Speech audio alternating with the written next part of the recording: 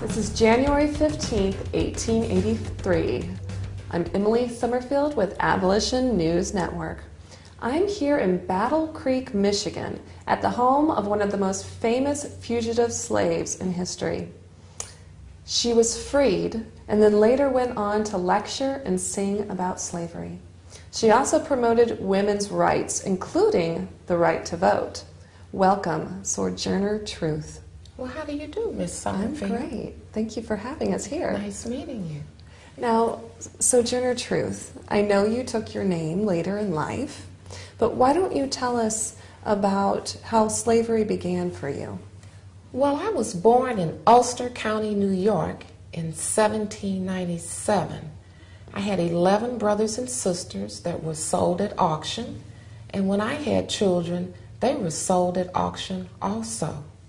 When my master died, Mr. Neely bought me for $100 and some sheep, and he used to beat me with wooden sticks because I couldn't speak English. I only spoke Dutch. Well, you became legally free. Yes, slavery was abolished in the state of New York, July the 4th, 1827, and my master, Mr. Dumont, was supposed to have let me go a year early, but he decided not to. He felt he wasn't getting enough work out of me, so I ran away.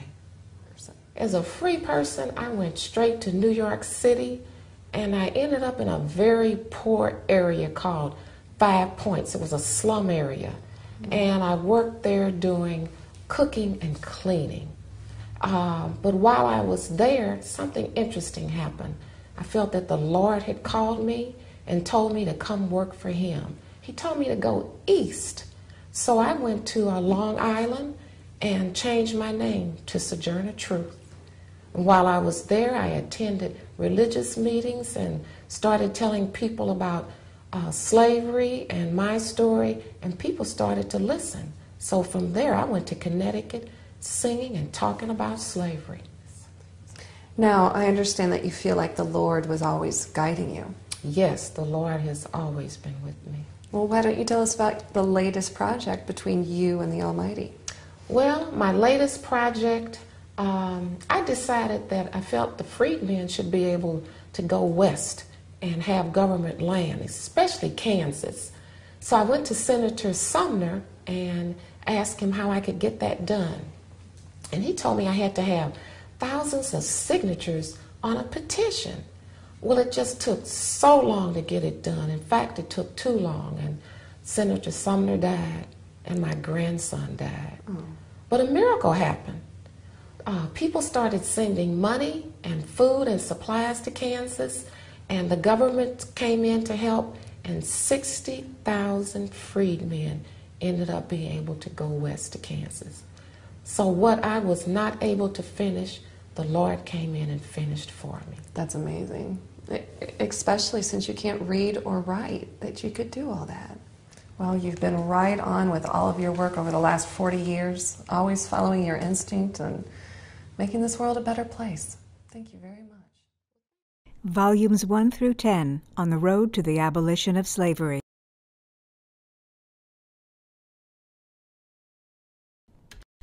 Volumes 1 and 2. Introduction on the road to the abolition of slavery. Slavery explained in the words, writing, and songs of contemporary politicians, abolitionists, slaves, pro-slavery advocates, and others.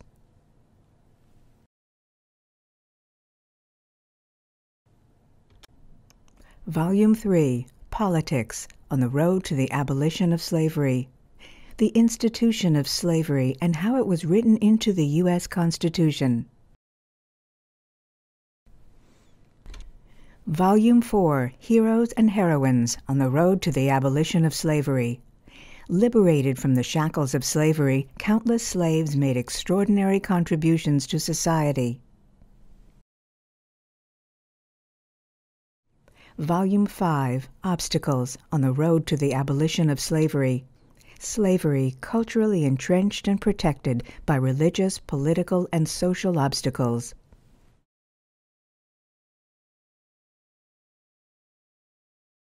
Volume 6. Martyrs on the Road to the Abolition of Slavery. People black and white gave their lives in the fight for freedom from slavery.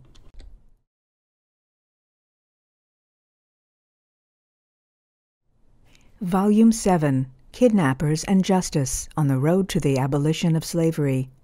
The law protected slavery, and the scales of justice were in favor of the slave owners.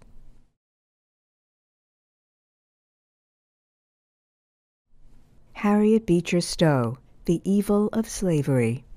Stowe reveals the people and the conditions that inspired her explosive novel about slavery and life in the South. Volume 8, The Legacy of What Slavery Left Behind. War-ravaged people struggle to rebuild their society and come to terms with the repercussion of slavery after the Civil War.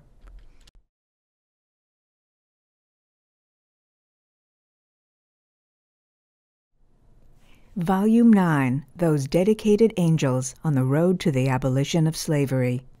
Recognizing the work of 12 abolitionists whose extraordinary dedication helped to free the enslaved, these are the people who fought for a higher standard of mankind.